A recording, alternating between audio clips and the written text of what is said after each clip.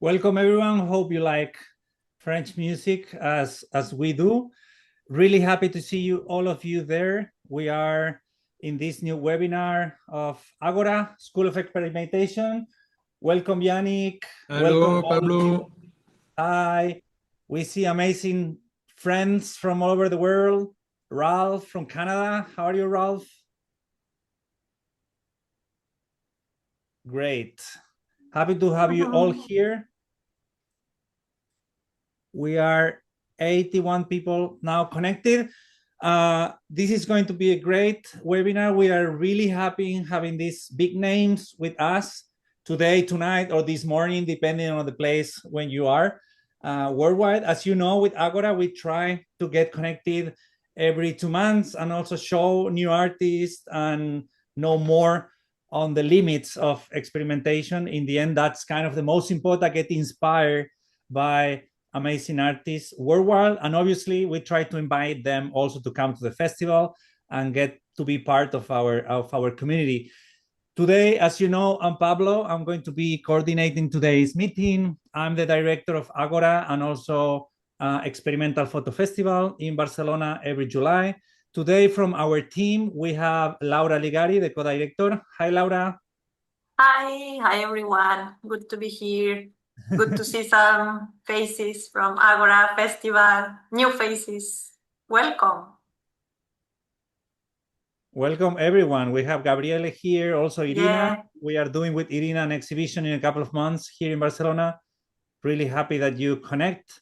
We were just playing French music at the beginning. You miss it, but now that you live in France, obviously you have time for listening to French music. And we also have Pedro Pereira from our team. Hi, Pedro. Hi, everyone. Happy to have these two amazing people from our team. They are going to be moderating and coordinating also on the chat and all the technical things. As we have three artists, they want to talk a lot because they have a long story to tell. We're just going to go fast with them. If you have any question, just put it on the chat and be sure to put who you are asking the question. And then in the end, if we have time, we can get with them for the questions, and for sure, they are going to be happy to answer. Just put all the questions in the chat and we will answer them at the end. We are 95 people now. That is great. Just to let the rest of the participants to get in, I just want to show you our new webpage from Agora. We were working hard in August to present this new Agora webpage. You can see it here. Laura was working hard with our team. Diploma, the mentorship, and history of experimental photography. These two classes are also going to start at the end of this month. As you know, I'm the professor and I'm giving this class every 2 weeks. Feel free to get here for more information. Also, you have our students. We love them. We have 9 web pages now, and we will have more soon. We have the agenda with activities, and also on the library, you have all the books that we have in our library, all the festivals in the world, more than 800 now, and also the materials where you can buy all your experimental photography, creative, alternative materials for your work. And as you might know, we are always explaining the diploma is a year-round program created mainly with these last 6 years of experimental photo festival that we do a lot of workshops online. And with all these 62 techniques, we have created this amazing diploma, the basic part. And then on the specialization, we have created 5 different classes with the great professors. And then we have the mentorship and the final presentation with myself. We're starting on October the 1st. Feel free to get in if you want, meet our students or my classes of mentorship. If you have a program, if you have a project, we can get connected there and work in your project. Or if you want to know more about the history, theories, and debates of experimental photography, I'm also doing this class every week, and you are going to love it. And then finally, if you want, you can just schedule a call with our team if you have any question.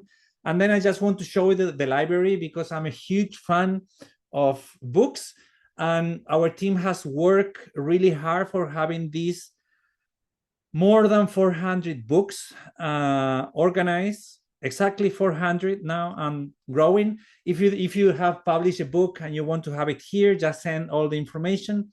You can have it here for year, publisher, or author, or technique. For example, what happens if you are looking for pinhole books? These are all the pinhole books that we have in our library, one of the biggest libraries on experimental photography. And then there, for example, this is one of our students, Heather. She has created this amazing book of solargraphy. You have the description, the name, here the language, the publisher, the country, year of edition, and category, and the place to buy it. Okay, it's a great, great thing for you to know more about experimental photography. And that's it. That's it. I think that's my introduction. I don't want to take more time from our artists because they are really, really good. We are really in love with their work. And I think, Liz, it's your moment to start. What do you think? Are you ready? Great. Yes, unmuting right now. Let me share my screen. Yes. Okay. I think I cannot see everybody in the audience, but I thank you for being here today. And thank you, Pablo and Laura, for inviting me. And I also look forward to hearing the next artists present their work. So, to start, my name is Liz Nielsen, and I am an American experimental photographer. Lately, I've been calling myself a light painter. I'm mostly not using a camera, although I have some images within this presentation where you'll see the camera being used. I work in color and I work in black and white, and I work directly on top of the light sensitive material. So everything that I create is built in these complex layering systems, and I almost work like a printmaker. So I'm layering a lot of materials on top of the light sensitive material, and then I'm exposing and blocking out light systematically, and painting with light. So I'm in the dark for sometimes up to like 8 hours on a single piece. So it a lot of it is not. I mean, as a lot of photographers know, a lot of it is not that the light is taking so long to hit. It's all the organization and the planning and the preparing of each different part when I'm putting the light in. So every part of the image is exposed separately. Um, a lot of the images that you've seen prior are arches, and I stop on this image because it's how a lot of the arches started. Arches and stone stacks are two of my main motifs. Um, I do a lot of like abstractions and landscape as well. But this piece is called Group Seance, and it's the idea that uh, the circle is connected outside the frame.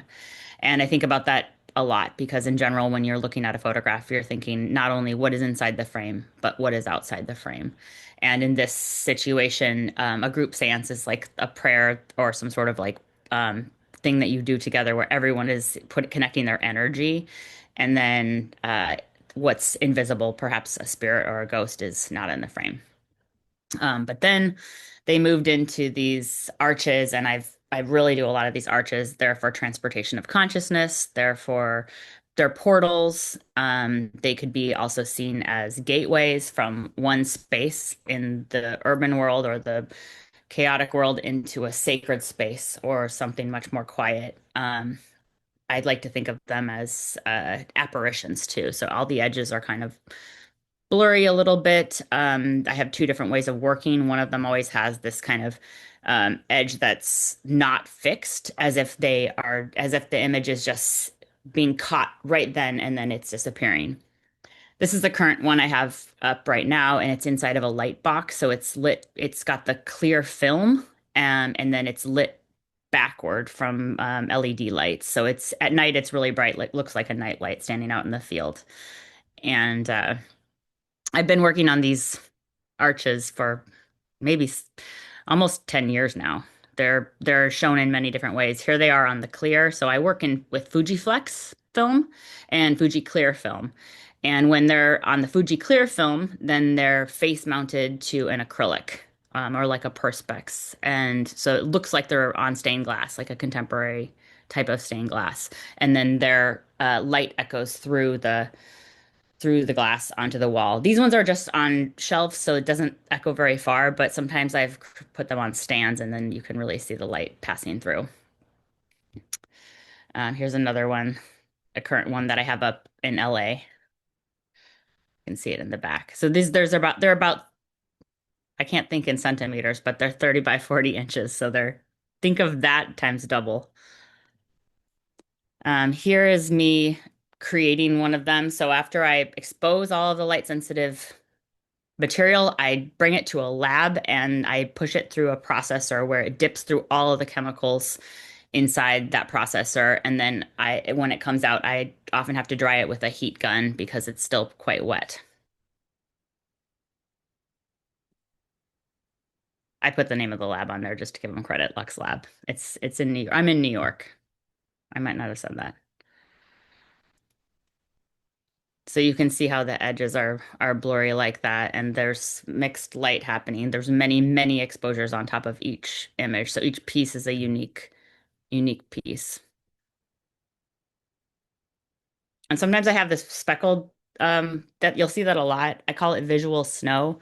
It's a word I created, but it's basically also that transition of consciousness. So it's something you might see in a horror film, like when something's about to get scary, almost like when the music ascends, or some sort of other dimension is going to come through. They're very large scale, and as you know, working with this type of material, it's photogram. It's a one-to-one process. So I work flat on tables inside of the dark, and then I roll the uh, photograms up and put them in a light-sensitive tube that I drive to a lab where I dip through the chemicals. So it's done in two separate processes. Some are really large like these, and some are small.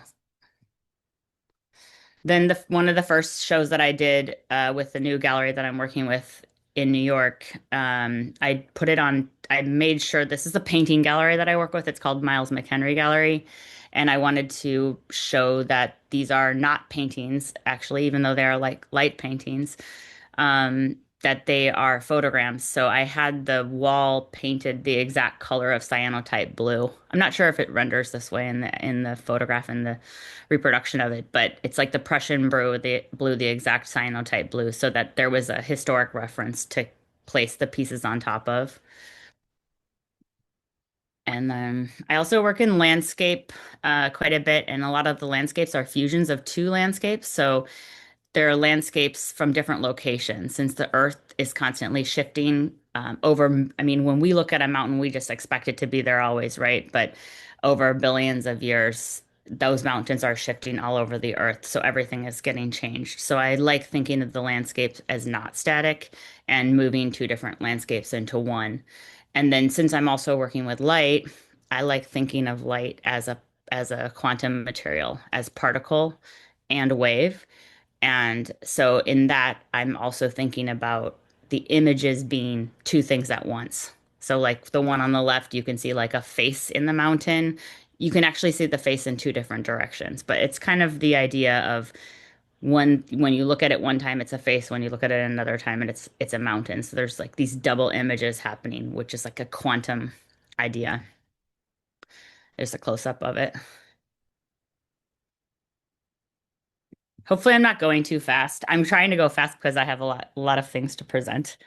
Um, this is a swan and also a boat, like a giant ship, and it's also a landscape. I call it the swan landscape. And this piece in particular, I'm really excited about because I have a gray in it. There's gray is a really difficult color for me to make because it's a combination of like four different elements of light, but only at a small intensity. It's in one of the mountains. You can see a little bit of gray. Gray is something that I strive to make and I have difficulty arriving at. And if you're working in color, who I think many people in the audience may know, but you're working always in opposites. So every time you see yellow on the paper, for instance, that's because there was the blue light is what created that yellow.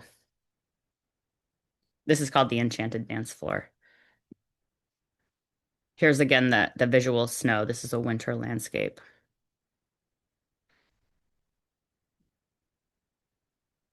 This one is called I Like to Imagine You're in a Place Like This. And it's about loss and thinking about when someone passes away, where are they? And what does it look like? And what could it look like? And so I have this kind of almost like a fairy tale kind of world, like I imagine a spot like this. Also, it's not bound by gravity. And a lot of the compositions that are created, they're abstract, but they're also like a place. Like this is almost an urban place, but yet it could be flipped upside down and viewed from a point outside of gravity, not needing the ground.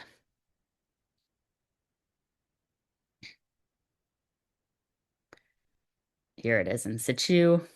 This one I call alligator landscape. I originally thought it looked kind of like an alligator, but then I realized it has horse's teeth.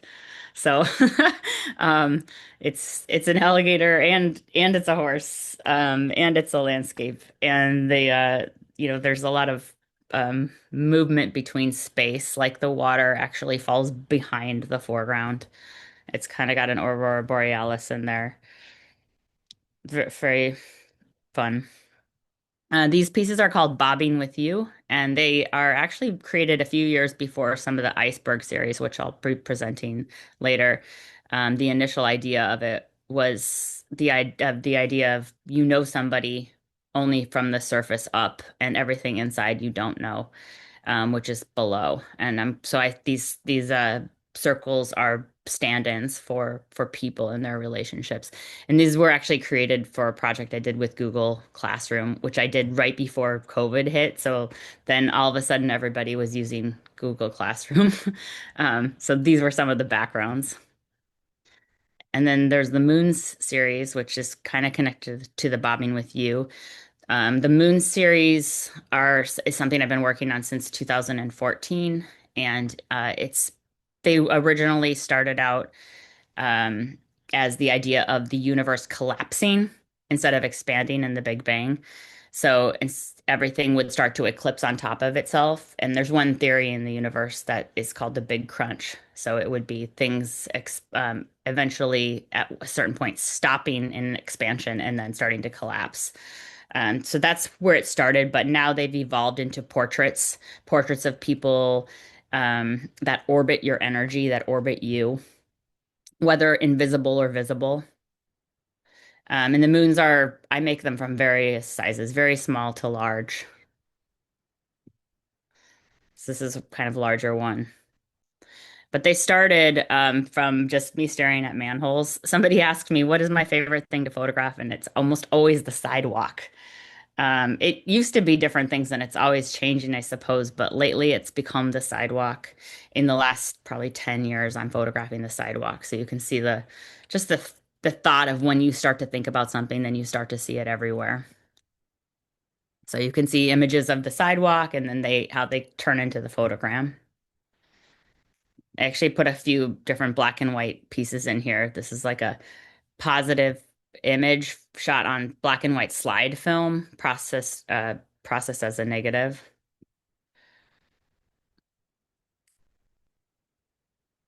Black and white slide film is like kind of hard to find these days, but it does exist. I'm sure people on this webinar know it. So these are some photographs that I've taken on the slide, and then I might have manipulated them a little bit by adding things on top of them.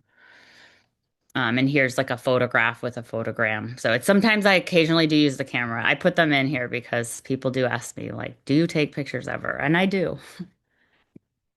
In fact, I'm teaching photography right now. I'm teaching a film photography class.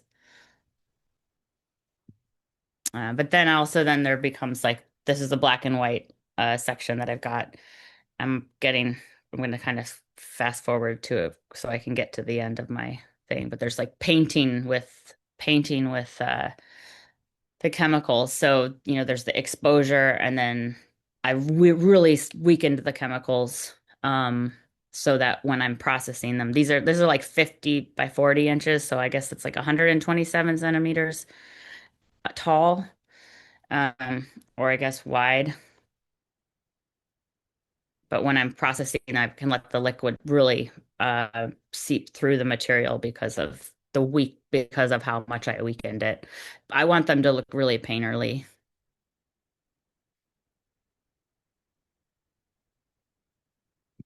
How's my time? Do I have like more minutes? Yes, I think so. Okay, just checking. I mean, I'm thinking of where I am in the presentation. So, Yes, yeah. I So, think you have 7 more minutes. okay, great. Okay, great. I'm doing fine. We'll save questions till the end. But yeah, there's a lot of black and white. These are a little smaller than the other ones, but also, created right on top of the material. So there's just the one print. This one's pretty big. You can see by the tack marks the size, so it's pretty tall. I've kind of have these are a really different feeling than a lot of my other landscapes and things like this. I think of the black and whites, I'd go into this other mode, so they're like surrealistic. They're connected to Miro, um, or abstraction. They just have a different feel. I think that just happens. You change materials and then everything changes. Okay, back to the color photogram. So this is like a volcano backdrop piece. And then some mountains. And then this series I brought in because they're actually all created from a similar base structure. And so that is something that I don't really play with too often. It's actually kind of harder for me to make it exactly like I did it before, but I created a structure that was exactly the same so that I could make a similar image, like always processed in the color is different, but the base is the same. There's a few different overlapping mountain pieces here. And then this is a different style that I work in, which is much more hard edge, you can tell. So there's just like a couple different ways I've been playing in the dark. This is the landscape shapes. This is called Floating with You. I'm kind of a romantic, if you can't tell. These are the friends. Orbiting landscapes. And then I put this in here just in case people didn't know about the difference between the light wheel and the color wheel because it's just a little bit different. So like in the color wheel, you've got like purple opposite yellow, but in the light wheel, you've got blue opposite yellow. I put it in just also because it's the way of combining colors. Like when you are mixing colors in the darkroom, what you get. So like if I mix red and green light together, I get yellow instead of like a brown, I get yellow. And then the opposite of the yellow is the blue. And it looks more like this. So that's where I put it in. Like you see, if you put red down on the material, you'll get a cyan. If you put green, that's why the G is there down on the magenta, then you'll get magenta. So this may make sense to everybody, but if you don't know it, then I wanted to share it with you because it's the opposite way of thinking, but it becomes easy. It becomes second nature. This is a dream landscape. I created this when I first got to my new studio because my studio's on the Hudson River now, and I feel like it's the best studio I've been in. I've had studios with like no bathroom or no heat, things like that in my past, and so now I've arrived. I've arrived at the Hudson River.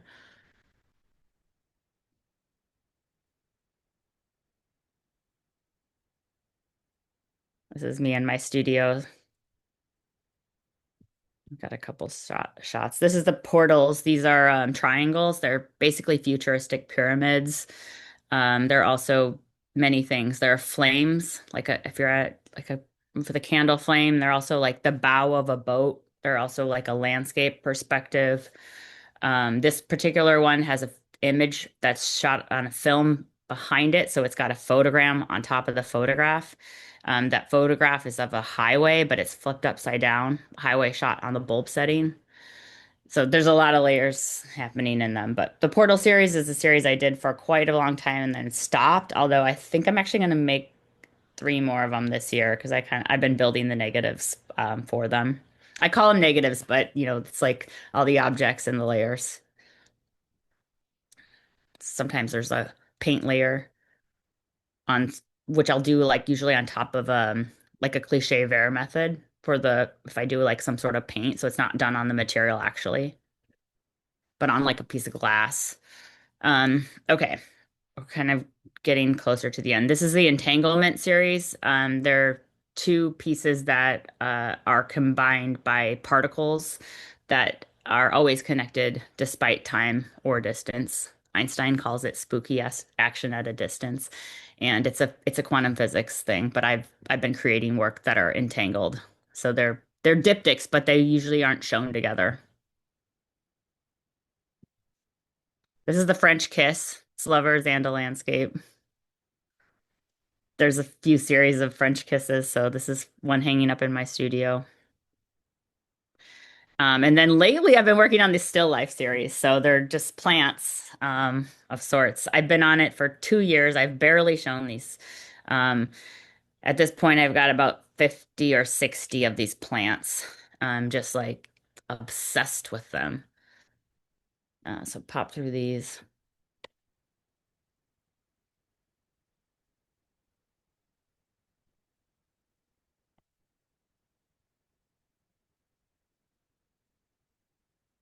I can't tell where I am in my presentation, but I think I should be almost done. There's still some landscapes in here. Oh yeah, this I am almost done because this is my last show that I had at Miles McHenry Gallery, where I had the blue background before. Now I'm doing other things in there. And then this is the folded architecture. This is also a series I'm working on. I'll probably present it next year. It's just space and shapes constantly folding. It's a backyard, it's a garage, it's a piece of architecture, it's a box. There's a lot of them coming up.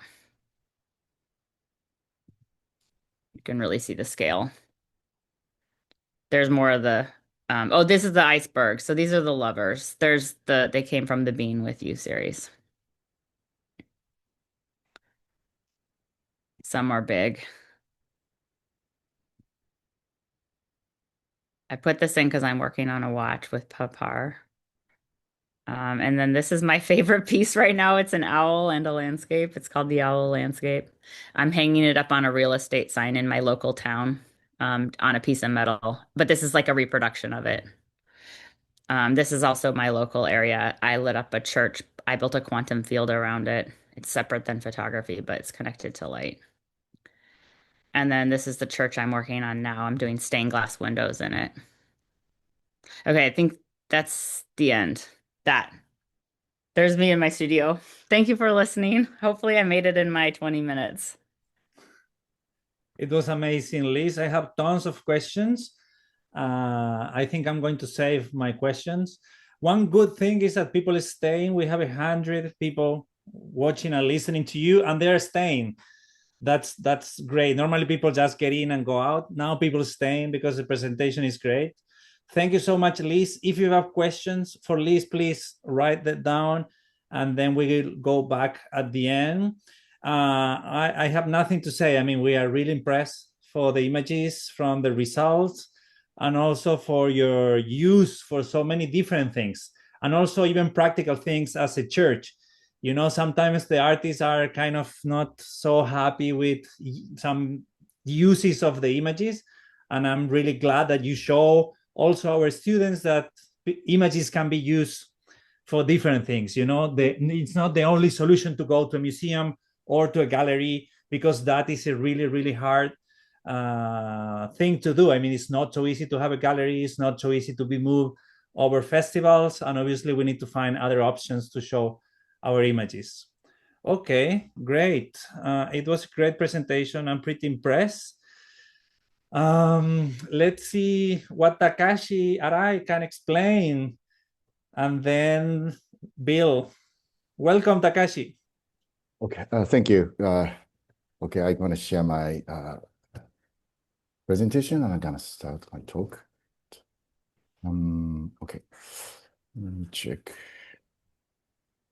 Present review. Do you see my presentation clearly? Yes. All good? Okay, thank you. Okay. So, hello, this is Takashi Arai, and then thank you for tuning in. First of all, I'd like to thank Pablo, Laura, and Agora School of Experimentation and Experimental Photography Festival, and all helping hands making this talk real. And thank you all for having me here. So actually, I mistakenly made a presentation for 30 minutes, so I'm gonna just talk quickly. So if you do not catch my talk, because my English is not so good, so please interrupt anytime. So To explain my projects, I have to explain a bit about myself. So please allow me to introduce myself at the beginning. So I born in 1978 in Kawasaki. It's the big city in between Tokyo and Yokohama, which is well known to the heavy industrial businesses.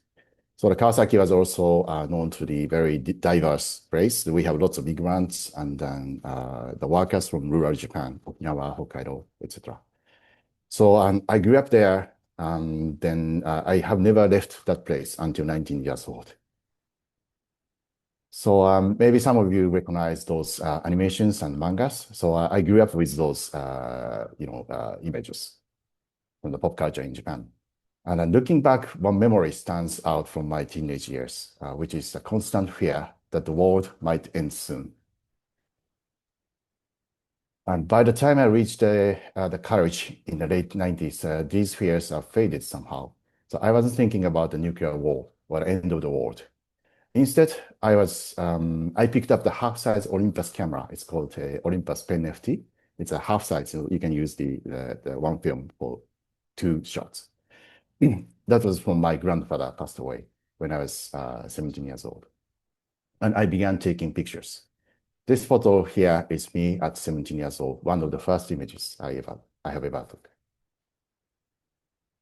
And as you know, in Japan, the photography scene in the 1990s and early 2000s had its own key trends. It's called shishashin, or the private photography, like Araki photos, Sometimes this movement was called as gallery photo.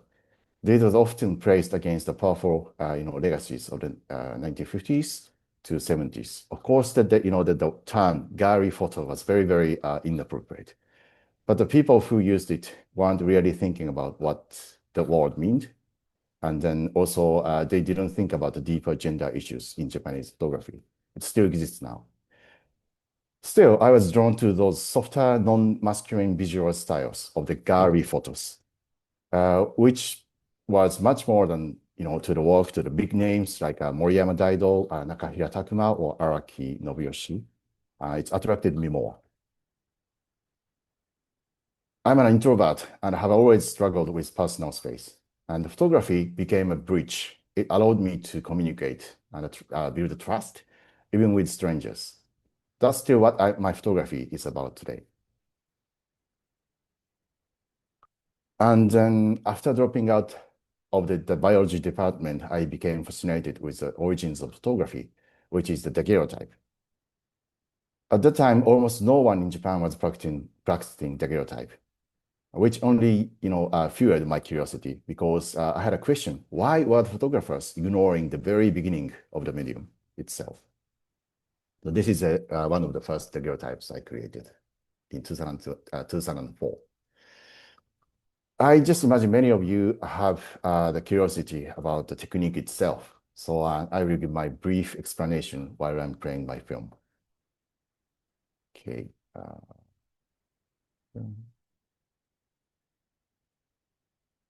It's a 3 minutes video.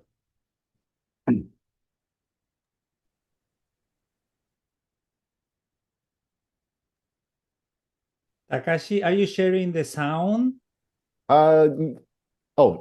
Yes, but sound is so essential here, so it's actually easier to explain without sound. Okay. Is that okay for you?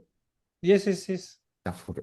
We can So just this is the scene that preparing the chemicals inside of the boxes. Those boxes are called coating boxes.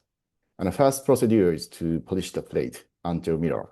It takes sometimes 2 to 3 hours with this size. It's 5 by 7 inches or 10 centimeters by, 12 centimeters by 17 centimeters.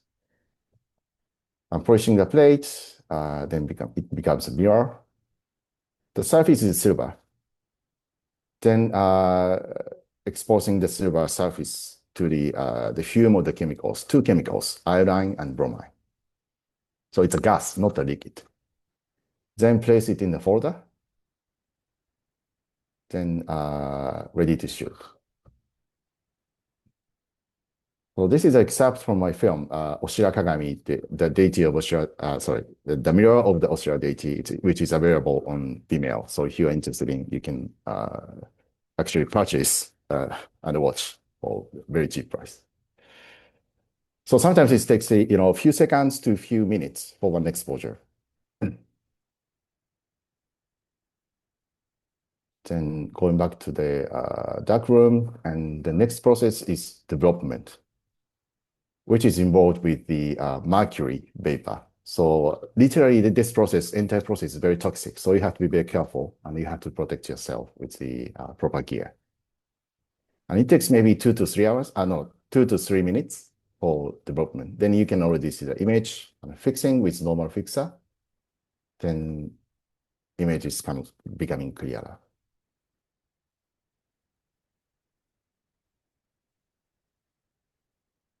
And wash in the water.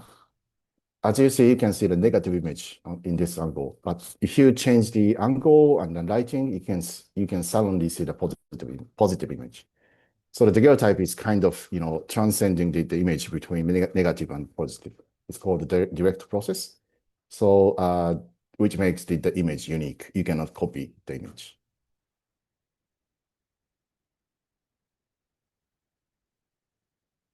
Right. Okay. So and then while I'm trying daguerreotype, people kept asking, why daguerreotype? And what is your body of work? It's quite annoying, no? So for me, capturing the world and its and people I met on its mirror-like surface of the daguerreotype was already a miracle. So I didn't need the specific focuses or the theme at that point. So I just started the daily daguerreotype project. The one daguerreotype a day, no matter the subject or location. So it's a day-to-day practice. So as you see, this is a series of the images. I started this project on the 1st of January in 2011. Then came March 11th, 2011. Maybe you don't know this event, but Japan was hit by the large-scale earthquake and tsunami, and then followed by the nuclear incident in Fukushima. It was 2011. The day after, footage shocked all over Japan. And seeing this footage, I felt as it is, as if the mushroom clouds I had imagined as a child had suddenly returned in my real world. This is a daily daguerreotype I took a few minutes after the earthquake in the nearby park. I recorded the sounds from the moment I opened the shutter when I close it. Emergency broadcast you can hear, like this. This petri dish is death ash. It's very strange word, but this is a radioactive fallout collected from Lucky Dragon 5. It's a fishing boat, not in 2011. It's from 1954. The Daigo Kuruma, or the Lucky Dragon 5, was a Japanese deep-sea tuna fishing boat that got exposed to the radiation from the US hydrogen bomb test, so-called Bravo shot, on March 1st, 1954, near Bikini Atoll in the Marshall Islands. So 23 crew members suffered acute radiation sickness, and the radio operator Aikichi Boyama died 6 months later. This incident sparked Japan's anti-nuclear movement. Meeting Madashichi Oishi, so I met him luckily in 2010, just before the earthquake, who is a surviving crew member of Lucky Dragon 5, a few months before the earthquake. Felt like a serendipitous encounter for me. The combination of Fukushima and Lucky Dragon 5 set me on the journey into nuclear history. And then this is a series called Here and There, Tomorrow's Islands, the series of portraits from Fukushima. Portraits doesn't only mean the humans, the portraits of living things or the objects sometimes, non-humans as well. At first, people's understanding of life there in Fukushima relied entirely on authority. The locals were ordered to abandon their pets when evacuating, and farmers had to watch their livestock starve to death. So this is a disaster not only for the humans, but also for all living things in Fukushima. Those living under direct contamination were reduced to one level, disaster victims. I met the mother and daughter evacuated from Iitate Bridge, one of the most contaminated areas in Fukushima. And they worried about frequent nose bleedings and also like a pain on their legs, and often denied by the authority because there's no scientific proof. So here, there is a huge divide between individual experiences and memories. Also, the narratives provided by authorities. So this became my main focus, how we can mitigate the tension between two different discourses by large-scale narratives and the narratives by people, narratives by us. And then while traveling between Fukushima and also Hiroshima, Nagasaki, and also Kawasaki, my hometown, I also visited the US often. My question was, why did Fukushima happen? Why Lucky Dragon 5? Wasn't Japan a nuclear-free nation after Hiroshima and Nagasaki bombings? This year is actually 80 years anniversary of the two bombings in Japan. And studying history, I realized that the US and Japan had been dancing an atomic dance, hand in hand across the Pacific, even today. During the Cold War, it was geopolitically important to the US that Japan had nuclear reactors. So time short, I just cut this part, but Japan had a lot of nuclear reactors as a defense against the Soviet Union. So this is some of my travels in Japan and the US were collected in the book Monuments, published in 2015. And I made a kind of book cover with a book designer and then plotted the places that I visited during my project. And this is very unfortunate to see right now for me because there's a huge void between Japan and the United States. A fact that I had overlooked. That Japan was both a victim of atomic bombings and also a colonizer in Asian Pacific region. So in this void, the Japanese occupied Marshall Islands and Chuuk Lagoon exists. The Chuuk Lagoon is the place where my grandfather, the former lieutenant who left me my first camera, Olympus Pen FT, served in the Imperial Navy. Last year, I visited Marshall Islands for the first time. I began the project connecting to traumas of Japanese colonization and also US nuclear colonization in the Marshall Islands. So this project is also a journey into my grandfather and also my own ethnic identity and also my origin as an aggressor in Asia-Pacific War.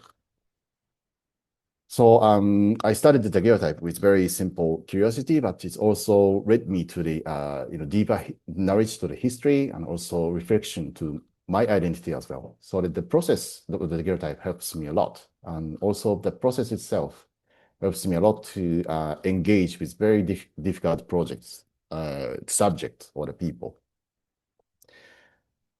Okay. I think I'm already running out of the time, so just get. So the most important thing is that if you work with the daguerreotype, you don't feel you have a control on the situation, or you can pick the one best image from the thousands of the negatives.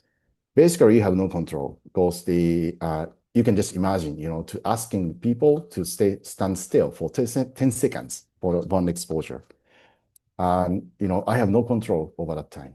She or he might stay perfectly still or move away. Those 10 seconds, you could, just pray and wait. You could call it as a kind of virtual death, belong to the model alone. So I sometimes feel like I'm just like a midwife to help the images come out by itself. In that way, the daguerreotype constantly demands collaboration and the levels of power, and levels the power between photographer and the subjects. Okay. This work was created using my second, another approach, staying in front of an object or the subject for a long time. So I use the daguerreotype to stretch my time to observe one object. So this is multiple daguerreotypes, consist of 360 plates, I guess. And it took 2.5 months to complete. So it's like 100 centimeter by 300 centimeters, large scale work as a daguerreotype.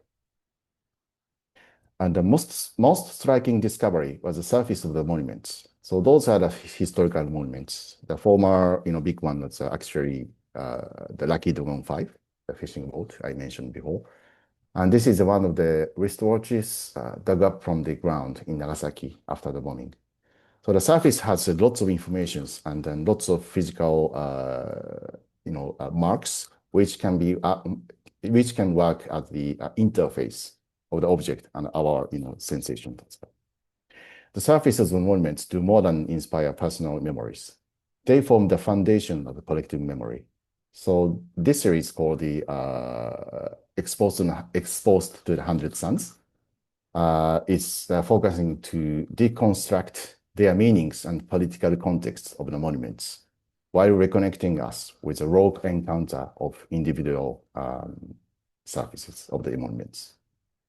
I'll just cut this part. Okay. So now recently I really started thinking about the time, relationship with time with us and also time with photography as well. So this is one of the latest projects I launched in 2022 in Finland. I think this is the installation view here.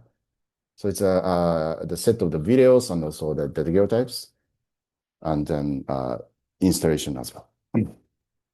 So those are the daguerreotypes. So for this project, I visited Onkalo in Finland, the world's only final nuclear waste repository site. So they are storing the plutonium, which is the nuclear waste. It has to be kept for at least 100,000 years from now until it becomes harmless.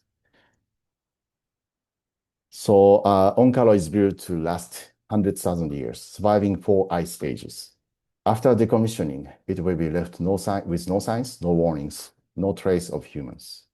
Because we have no knowledge and you have no imagination to imagine how the people perceive the site is. So the signs just merely attracted people's attention. So they decided not to, leave anything behind. The 100,000 years from now, an untouched forest will have taken over after the 4 ice ages. The ice age, each ice age, destroy everything, scrape everything off, then forests come back, and ice age again, and forests come back. So it's like a huge, number of years, which we can never imagine. The project forest after 100,000 years perceives this future landscape in daguerreotypes. So I'd like to confuse the sense of the time with the daguerreotype and also with the subjects in Onkalo. So daguerreotypes that can last at least 200 years and maybe much longer. I often think about the time beyond my own life. Art is only beginning to respond to Anthropocene. Yet the apocalypse and the twilight of the humanity narratives feels locked into the linear, human-centered history. What does it mean for the third world and for the non-humans? Is the world really ending? This is a portrait of the farmers in Fukushima burning dead winter grasses for the fertilizer. So even in the field where even in field where planting was being banned due to the radioactivity. And I asked them, why are you doing this? And then they replied, we are the house of farmers for 7 generations. If we selfishly quit, we cannot face our ancestors. That they really said to me. So I was so surprised that this kind of narrative still exists in this modern day world. Then their sense of time and space is actually rooted in the cycles of the seasons and the lives of plants and animals. Their time is non-linear. And then I have a question for you. I'm coming to end now. So I have a question for you. If you could take only one photograph in your life, what would it be? What would you like to take? So there's hundreds of audience here, so I cannot ask all of them, but all of you. But so this is a 19th century daguerreotype. So my questions go to be like, what has humankind been seeking in photography itself? Just imagine before the daguerreotype, there was no way to carry out exact likeness of us into the future. For over 180 years, photography had served many purposes, but its original drive still remains. Through it now hides in the background. You will see how clear it is when you answer the question I casted for you. So in my theory, the photography was invented for us, not for the celebrity, not for the famous people, not for the kings or queens. It's invented for the commoners like us, normal people, to survive beyond our life. And then I'm going to quickly, so this is a project called Tomorrow's History. And I interviewed Japanese teenagers for 1 or 2 hours, then took one daguerreotype. This is a kind to make a time capsules for themselves. They are just normal people, normal teenagers, high school, students, or some people just dropped out, but just people. So they were told these images, daguerreotypes, would last over 200 years. So I asked them to imagine the life after them. And then, interestingly, most kept straight faces and just few smiled. It's as if their expressions traveled far into the future, folding into their very structure of their faces. Okay, I think, do I have still 5 minutes or 3 minutes? Yes. Okay, We are thank you. good on time. Thank you. So sorry for my pronunciation. I'm getting a bit haste. So, and this is my latest life. In October 2023, my wife, my son, and I left Japan and moved to Berlin just a week after the genocide in Gaza started. It was a very painful time for all of us because I'm also the new immigrant, and in my area there are lots of the people from Levant and also from the east side of the Mediterranean. They all live in this area called Neukölln. But 50% of people are actually from there. So my latest series is called Mirrors Testaments. I am creating it in a collaboration with a Palestinian diaspora living in Berlin. The work was inspired by Refat Aradea, the Gazan poet killed by Israeli on December 6, 2023, at the age of 44, the same age I was at that point. And we began collecting voice recordings of last wars of the daguerreotypes portraits of Palestinians in Berlin. So I took the same approach to the series for the teenagers in Japan in collaboration with those people. I will rather not to show those portraits here because of the privacy matters. Also, I would rather wait until you meet those people, my friends, on the mirror-like surface of the daguerreotypes at some point soon. To be honest, my positionality was almost none, or almost a third person here in Berlin, because I'm Asian. I have no friends from Palestine, so I have to admit, I began with this project with a selfish impulse to face Gaza and to stay sane. But through this project, I found lifelong friends. So no photograph has ever stopped genocide, but even when the world sacrifice system make us feel powerless or isolated, I believe photography still can connect or reconnect and help us stand together, and just as it has helped me to build bonds across cultures. With the help of the daguerreotype or any other forms of experimental photography that perceive our experience and histories or the memories, we can transcend the limitation of time and space. By imagining life after our death and passing something to future generations, we can escape a linear, rigid sense of history. Thank you so much. Well, this is a little ad, sorry, I wanted to put. So I'm going to have a show in Victoria and Albert in London, starting very soon. So if some of you are in London, please come, and then I'll be there for 3 days at the beginning. So thank you so much. Amazing. Thank you so much, Takashi. We are really happy knowing that you are going to have this exhibition also in London. At that moment, I'm going to be in Istanbul for the 212 festival. If not, I would love to be there. Congratulations. I mean, your work is amazing. We are really happy. We keep being 100 participants. We are really surprised because some people go and other people comes. That's really, really good. And don't worry about your English. It's perfectly fine. Even it's better than mine and better than the rest of our community. We have participants and students from all over the world. Some of them are Anglophones, but the rest of us, we're just fighting for getting a better English. But we understand everything, what you said. And we really get touched from your poetics and your analog photography and the way you also touch this more social and political. Sometimes experimental photography goes a lot to abstract, and that's great, as Liz or even Bill, but that's why we want also to invite you that works more with something that is also more documentary, that talks more about reality kind of directly, and pose to us questions about the place where we are living from Japan, but also problems that we are having nowadays with war. And that is kind of the counterpoint between abstract and reality, and that's great. I think the webinar is perfect because we have a little bit of everything. Thank you so much, everyone. If you want to make questions for Takashi, just put it on our chat. We have Pedro there just preparing all the questions and everything for the end.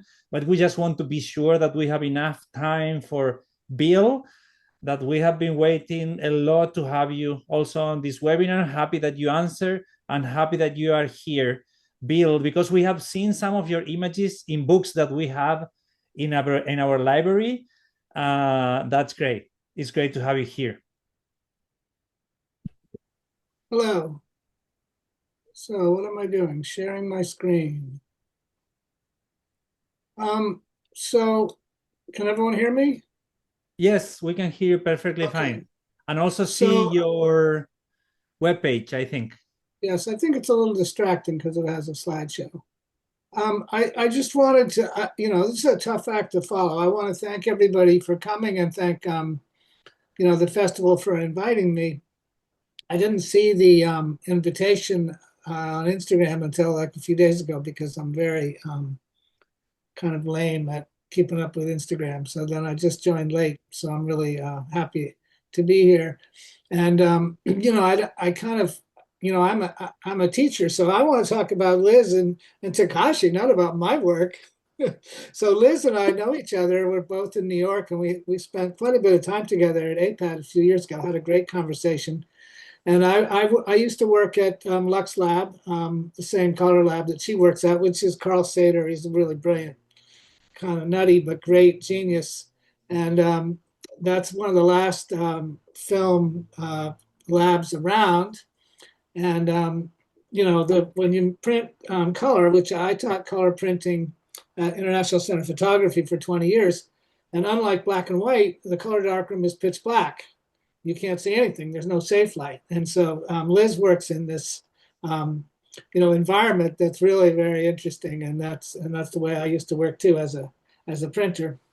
And so anyway, it's just great to see her work and her incredible success working with this really top A-list, painting gallery these days. Yay, Liz. So good. And Takashi, such an intense, powerful body of work and using this process that's so difficult and time consuming. It's just so impressive. And then this whole thing about the history of Japan and how there's this repetition of tragedy, from World War II to the earthquakes and tsunamis, and it's just you're just dealing with such intense stuff. So it makes me feel a little bit small. So I wasn't really sure how to really start or what to do. But then I thought, well, I might as well start with what I've been doing now, which is for the last 2 years, I've been putting together a book. And the book was delivered last Friday. And so I'm very happy to say that I have a book, and it will be it's on Amazon, but it's not for sale yet. And it will eventually be on Amazon. And it's also on Oro, which is a design and architecture firm, which is the publisher. And it's also, I'm going to have a website, but it's not for sale yet. But, I guess I'm starting off with a sales pitch, but that's kind of like not really what I'm that interested in. So hopefully everyone will be able to see that eventually. So where did my website go? Here we go. So my work is unlike Liz's and Takashi's, is actually kind of simple, and easy to make in a way. It's easy to make not very good images in my style. And what I do is I take, appropriated images, for instance, from, I started off working with mostly fashion magazines, and I cut them up and I made models and I painted them and I made collages. And then this amazing thing happened when I took the collage out of focus, close up, sort of becomes this mysterious, magical image that you don't really know where it's coming from. And there's some belief that it might be from the real world, but at the same time, you know that it's like crazy. It's wrong. It couldn't really be a picture from the world. And the idea is that in that kind of moment of confusion, you maybe react more emotionally or less from the intellect and some from more deeper forces. So that was like something that I fell into, and I will maybe I'll go back and talk a bit about how that started.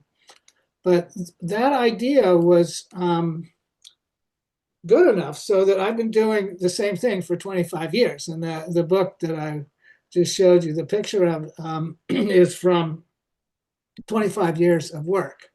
So very early on, I decided to try to make some kind of abstract images. And these are a little bit different because I just cut up colored paper and made a collage, and then I shot it out of focus. And again, this kind of magical thing happened where it has all these other qualities of kind of pulsing and vibrating, and has some maybe drifts into the spiritual realm, and just a lot of things going on. And this just worked out very well. In fact, so well that I had a really pretty big show at the Philadelphia Museum of Art of this work in 2008, 2009. And that was the best show I've ever had and probably will ever have. Let me get back here. So then I started, I went back to the figure, and I wanted to make something that kind of was a little more edgy. And how could it be edgy if it has no edges? But so I started playing with colors that I thought were a little more unusual, a little darker, and created these kind of mysterious portraits.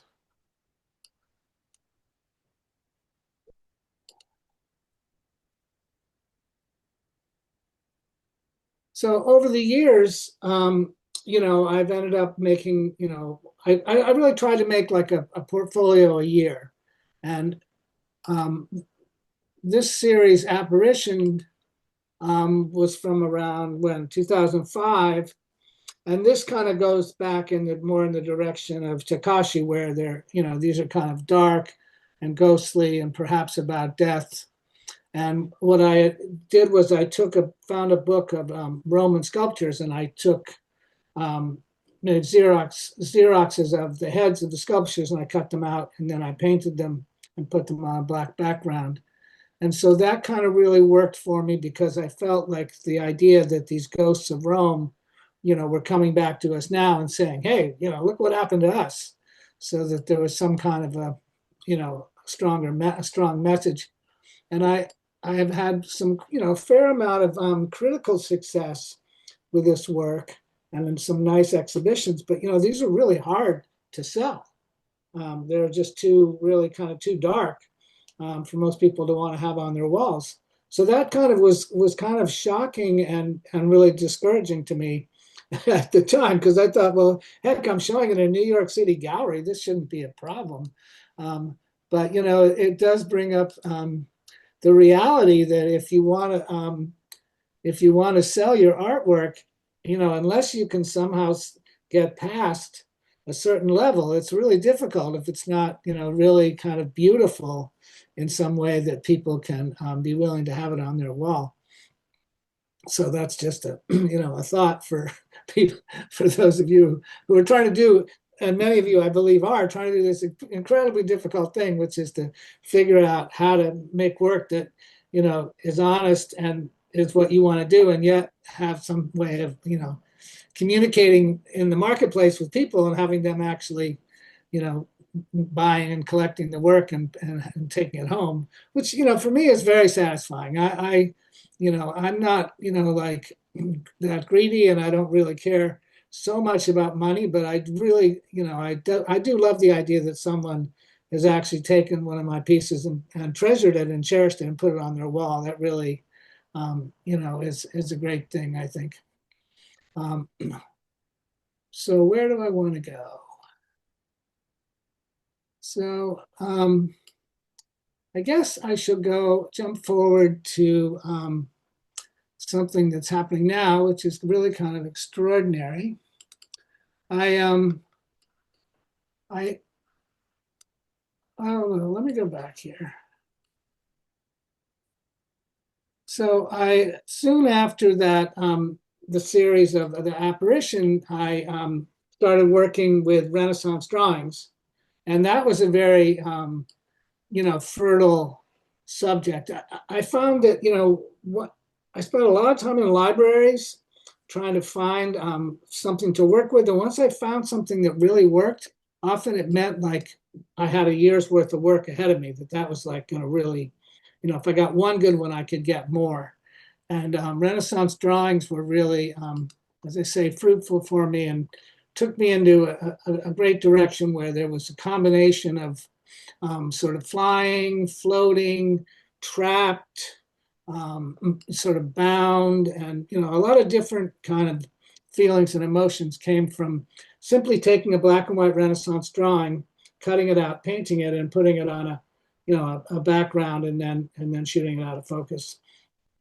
And I had a show of these in Italy, in Milan at Forma, the Centro Internazionale di Fotografia Italiana. I think that's what it's called. And through some real luck of mine, the wife of the gallerist was named Alessandra Mauro, and she was hired by the Vatican to do a project in photography, which was the first project that of photography that happened in the Vatican. And 9 photographers were invited to come to Rome, and each was assigned a certain, area and to do our work. And it really was kind of made sense because of she knew this work. She said, this is really the right thing. So this was an incredibly lucky thing. So I was assigned the Sistine Chapel, and I actually was able to work in the Sistine Chapel by myself with an assistant for 3 nights. And so that was the experience of a lifetime. And I ended up making a grid from the Sistine Chapel, from Michelangelo's work, that was like a small Last Judgment, where the top row of the figures are ascending, in the middle they're in limbo, and at the bottom they're going down. And so this was a unique piece that was part of the contract with the Vatican, and they they paid me not a reasonable amount of money as a commission, and then this work was shown in the Royal Palace in Milan, and in 2018. And I made, when I first got to Rome, Alessandra said, well, I'd like you to compare the Michelangelos with the frescoes on the lower level. And I was like, what are you talking about? All my work looks the same when it gets blurred. But then I kind of figured it out. I came up with this idea, and I did the Michelangelos of the Last Judgment and the ceiling, sort of looking forward to the Baroque with these, twisted forms and a lot of emotionality.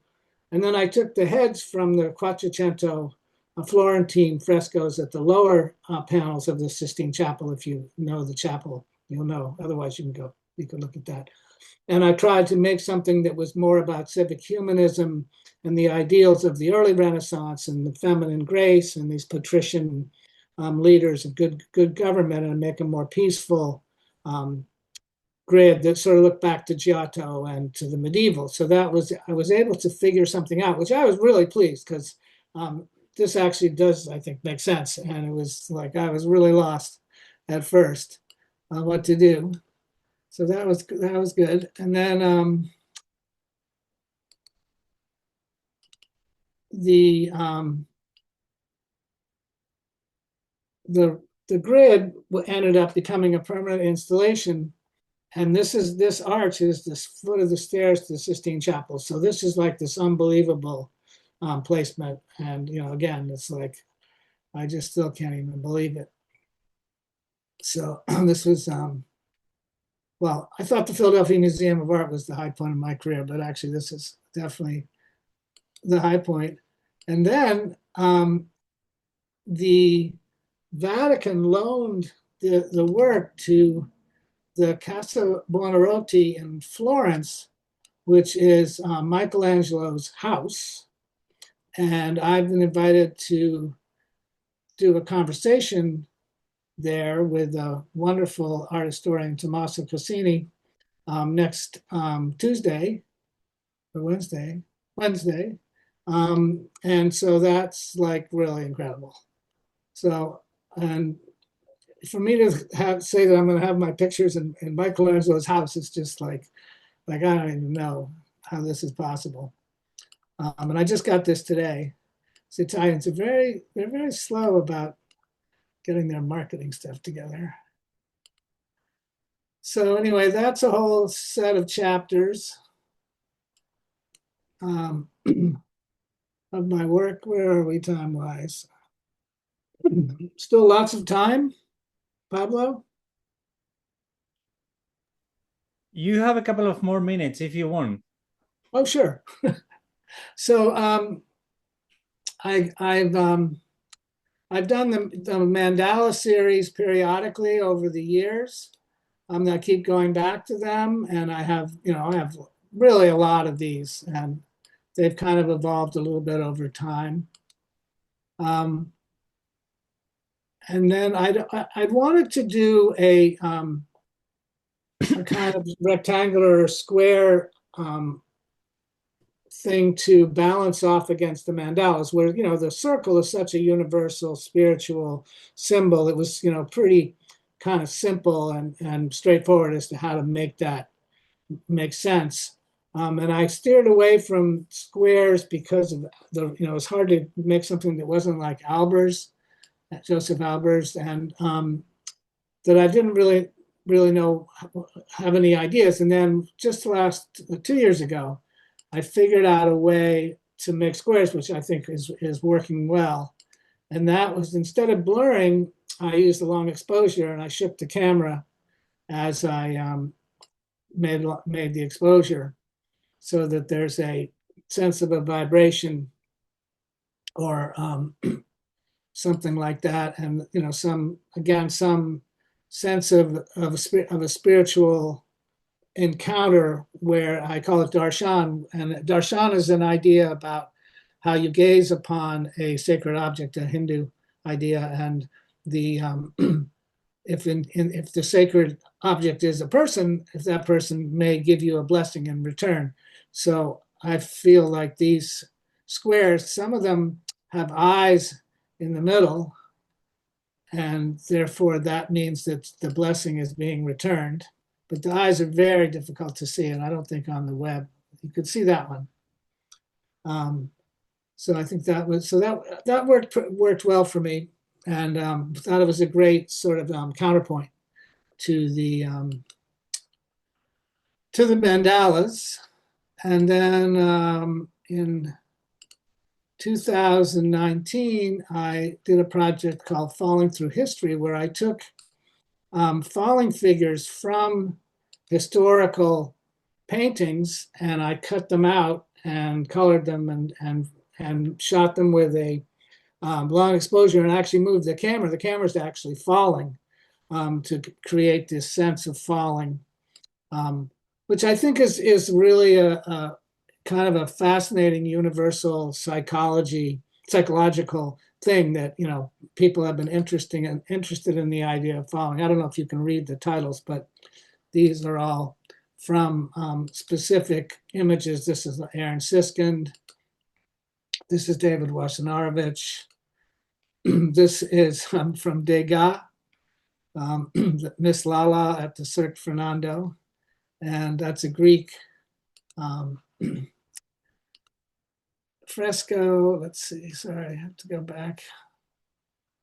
And so I have a lot of these, and I've been, there's not that much literature about falling, but I found some things. And one thing that is really fascinating is there's a study that of people who had survived long falls, and it said that they really weren't terrified, but often were very calm and kind of saw their life flash before them kind of thing, and were actually elated, had a feeling of the excitement of flying, even though the outcome of these falls are in many cases, very disastrous.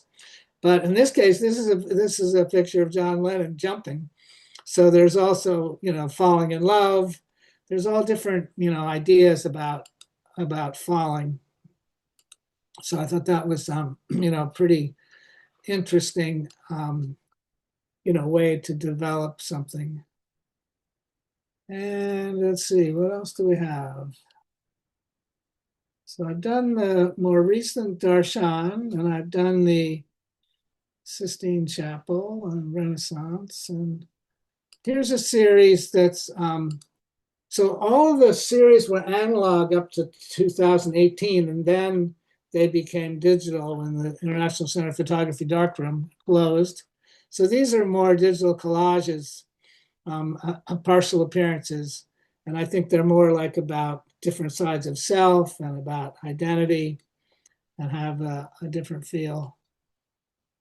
But some seems to still fit in the same, Infinity series.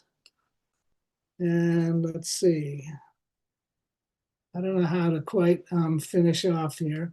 Oh, but maybe I should go back and talk about, this film noir was a good series.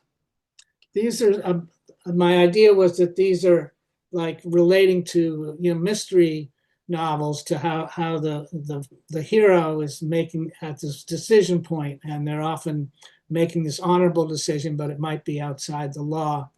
And so this is this idea that there's this sort of climactic moment of decision. And of course, relating back to film noir, which is the original, like Hitchcock black and white, but also David Lynch, who, did film noir in color. And, but I was going to say that the way this started was that I was using a medium format camera, and I put the focusing rings had a setting for infinity. For those of you who worked with analog know this. And so I set the camera at infinity, but then I shot close up, which was sort of, subverting the idea of the lens being set on infinity to make it blurry. So there was a more specific idea of a relationship between my process and infinity than the other, reference being that there's something about the blur that has infinite gradations, or something about the ghostly or ephemeral idea of very blurred figures, which, some relates to infinity. So that was a kind of important point when I started. So I guess that's really a great way to end, is to say that, infinity is what I'm looking for, and trying to find new ways to think about how to approach the infinite, as I stay stuck in the temporal. And think about Takashi talking about like 100,000 years. I'm thinking about how are we going to get to the midterm elections. And that, I thank you very much. Thank you so much, Bill, for your presentation. As we are in Barcelona, we are really sad of not coming to your exhibition in Palau de la Música. You were there in person? Oh, yes, I was. If I have another minute, I would show you that. I saw something on your webpage or something. I I was surprised when I saw it on your webpage because we get no idea that you were here. We don't Well, even last knew that they have a space in the Palau de la Last year Música I for had the making show in exhibitions. I had a show in the Palau de la Musica, and the really wonderful thing was they made banners of my work, and they had them connected to conductors or concerts, and they hung them in the gallery by the cafe. It was really it was like spectacular. And I wrote the director and asked them if they were still there, but they came down a few months ago. But They're yeah, that really, was really nice. my chance to go to Barcelona and see Gaudi and all the wonderful things that happened in Barcelona. That's really good for inspiration. And also now we have to go to the Vatican to see your works. Yes. Well, now you have to go to Florence from now until January. Nice. But I have to figure out how to nice. get back to my screen here. I don't know. Do you want to stop sharing, you mean, or you want to share something I else? think I want to stop sharing. Yeah, I'll stop sharing. I can do that for you, don't worry. Okay, and you can bring, because I don't have, oh, there's everything. Okay. Thank you There you very are. much. No problem. Thank you so much. I can Okay. also work on the technological side here. Yes, Okay. I'm not that good with that. That's great, Bill. We are really surprised with your work. We didn't knew anything about your Vatican adventure, and that's great. I mean, I talk a lot with my students. We always have this thing. Okay, how can I put my images? How can I move them? Can I arrive to galleries? And sometimes it's really hard to inspire them or to let them know how to start. And seeing all these possibilities of photography is great because it's not just big museums or big opportunities. We need to open our mind where to put our images and also find books, how to print books. You are also happy with your new book. We have also shared the link if someone wants to buy it. I think it's a great opportunity, great inspiration to our community to know more about you. I have a couple of fast questions from our audience, and then I have other more if we have more time. Just feel free to make questions now for them. We are going to start from the beginning with Liz.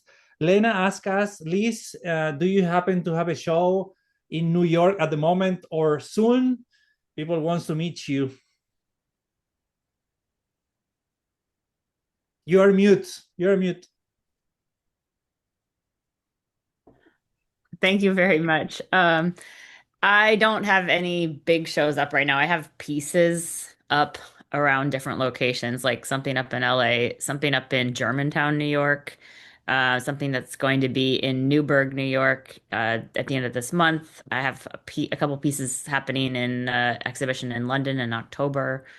Um, there's things going on right now. I'm actually working on big public art pieces. I've got an exhibition happening at Grand Central Station in next year, and then that church that I showed, and something else that's like not disclosed yet. But the closest thing that you can see a large body of work at will be March next year in Connecticut in Hartford. I'm currently teaching analog color and black and white photography in Hartford at Hartford Art School.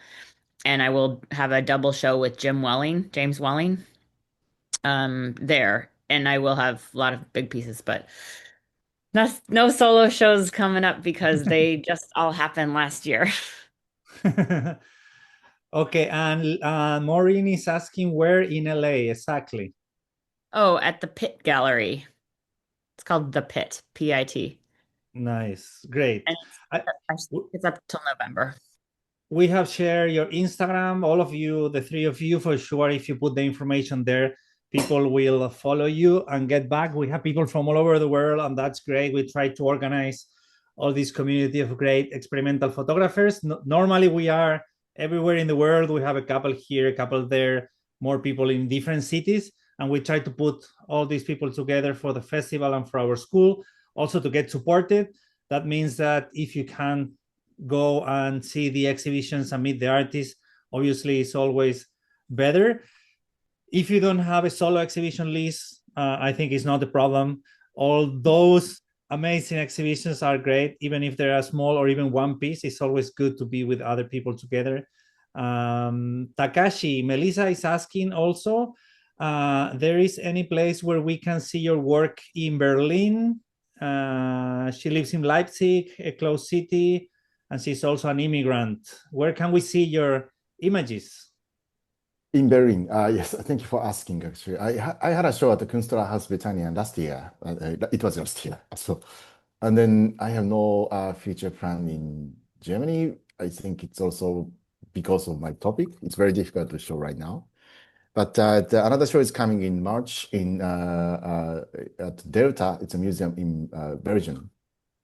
Okay. Yeah, Namur. It's coming in March, I think. In March, yes. And also in Paris next year, September.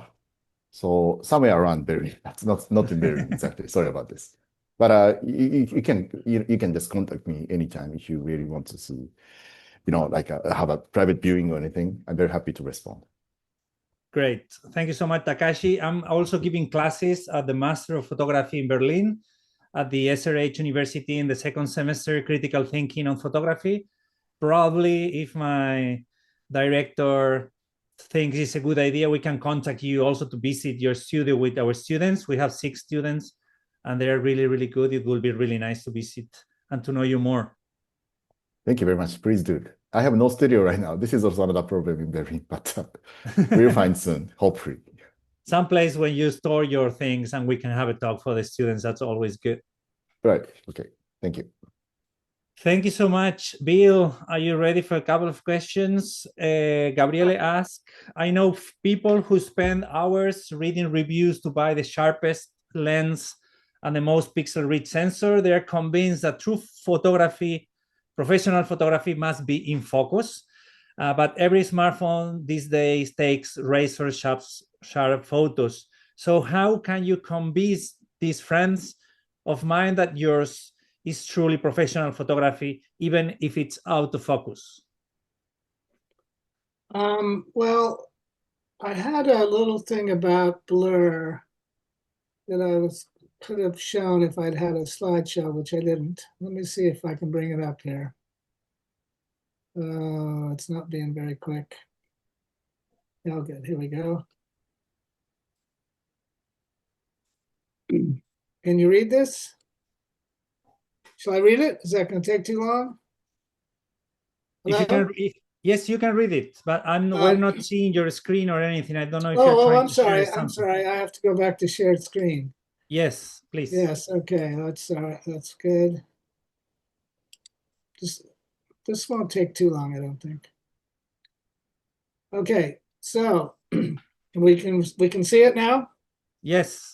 Perfectly fine. So faced with a clear image, we are always tempted to see just what is, but when faced with a blurry image, we tend to wonder just as much what happened before and what will happen after. The blurred image has much more power to set our imagination in motion.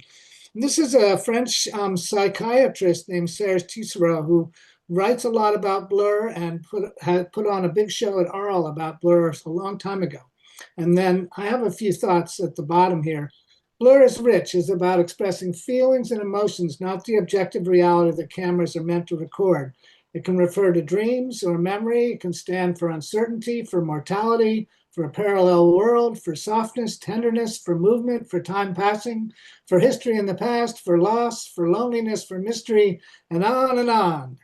So there's my answer. Amazing.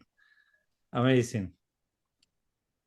Good. Also, that's always with experimental photography, we are always questioning reality and the way we share reality. And I have a couple of questions about this if we have time. But I want to go with Frankie's question about your relationship with Italy. How is for an American photographer as you working with Italian tradition? And if you know that there are other Italian photographers working with North American tradition as you do? Well, it was just chance. I did a junior year abroad when I was in college in Florence. So I did have a love and interest in Italy, although at that time when I was young and in the 70s, I went to all the churches and saw all the Madonnas, but it was only like kind of on the edge of my interest. But I had to do it for the school program. But somehow that was the beginning of a relationship with Italy. But it was just kind of chance that I got involved with first with Forma and then with the Vatican. That was just luck. So when I first got to the Vatican, I was really like nervous because I'm not Catholic, and I found out that the curator of contemporary photography at the Vatican is Jewish.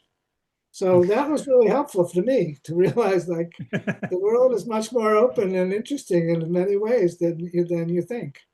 So I don't know if that answers the question, but that's all I got. I think so. And I have a personal question. I know that your work has been used for the cover of a book of Lil Rexer and another one of Robert Hirsch. How is working with them? What does it mean? I mean, in the end, on your work, did it really get spread all over the world? You receive more proposals for working with them, or at the beginning was something small? What's your experience? Well, Lyle Rexer did the introduction to my book, and he's a great guy to work with and very reasonable person. And he and I both taught at School of Visual Arts. So when I got the show in Philadelphia and I had a little catalog, I made sure it went on his desk. So then he was doing a book on abstract photography, and he had a picture of my catalog that had a big museum show. So it was like not that big a jump for me to get a picture in the book. So then once that came out and they ended up putting the picture on the cover, I took that book and I went to London, and that was my business card. And I just pounded the pavement because I had a friend I could stay with. And that's how I got Hackleberry Fine Art. I gave him the book. I just walked in off the street and gave him the book. And then they called me the next day and say, oh, can we see some images? And I said, sure. So yeah, there was a direct, that's the direct story about where it got me right off the bat. But it's a lot of work. It's a lot of time too, And Robert Hirsch? I don't think I'm on the cover of Robert Hirsch. I don't, but I've been in a bunch of his books. But in exploring color photography. Yeah, I'm not on the cover. No? I don't think. Well, I have to check that. I do have an image in the book, but that was not yeah, a lot, I'm in a lot of books. It's surprising how many books, and so many things nothing ever happens from, or you don't know. But galleries don't tell you who buys your work because they don't want to give away the collectors' names, because then you'll just cut the galleries out. So, there's a lot, you never know what's going on, really. Sure. I was just surprised for these two names because we have a couple of books from them in our library, and I was just shocked by the relationship, but that's great. Okay, I think we have time for one question. Sometimes we have a lot of debates about what is experimental photography in the end, and it's a concept that has changed a lot over the 19th and the 20th century. From the beginning, it was more linked with science and inventors, all these guys of the 19th century trying to find how to fix light, and then how to work with color, and then how to do instant photography. They were creating a lot of crazy things. And then on the 20s, we have a lot of relationship with the avant-gardes, Moholy-Nagy and all these guys. And then something happened in the middle of the 40s, 50s, and people stopped talking about experimental photography, and they call it subjective photography, creative photography. On the 40s, on the 50s, 60s, historical techniques, also a lot in French, or alternative photography in the Anglo-Saxon world. Liz, in your case, we can start. How do you call your work? And what is your relationship with experimentation? You call your work experimental, you call yourself photographer. What's your feeling with this classification in the end? You are mute again. I'm sorry. I'm always saying I've got one foot in the photo world and then one foot out of it. But in a sense, I think of my photography as the purest form of photography possible because I'm just recording light. But I do think about the experimentation, like I'm constantly trying to push the boundaries of what photography is and develop its language. So I am making inventions actually, and I've still got some inventions. In fact, something I've been working on for over 3 years now that I haven't even presented publicly because I haven't really perfected it yet. It's like a science. For a while, a couple years, I couldn't even figure out how to do the thing I was thinking of doing, and then I actually dreamt of the answer as they say you do. And then I started working with it, but I just haven't exposed it. So I still think it's experimenting. And I still think I'm working with photography. I'm deeply rooted in photography. I mean, outside of all the experiments, I actually am very technical with the camera and with film, like hyper technical. I'm just as nerdy about it as most people probably here. It is a science, and yeah, I do consider myself that, although light, as a quantum medium, is really important to me. So I've got my head in the future in terms of working with something that is able to collapse into a wave that actually is a collapse into a particle that was a wave, which I think is a different way of photography, thinking about photography than those a couple centuries ago. Sure. And inside photography, you feel comfortable with the experimental photography category, or you also like or dislike creative or alternative photography categories? I mean, as a category, what do you feel personally? I like experimental. However, sometimes I feel like people think it's just playing, and there's actually like a lot of seriousness in it, like mostly seriousness in it more than playing. Creative, yeah, it's definitely creative. I don't think that the word encapsulates it. It's inventions. So, there's, yeah, I wouldn't really tell somebody don't call me that. The only thing I tell people is don't call my work prints because there's only one. So sometimes I get sensitive about making prints of things because I'm not really making prints of things.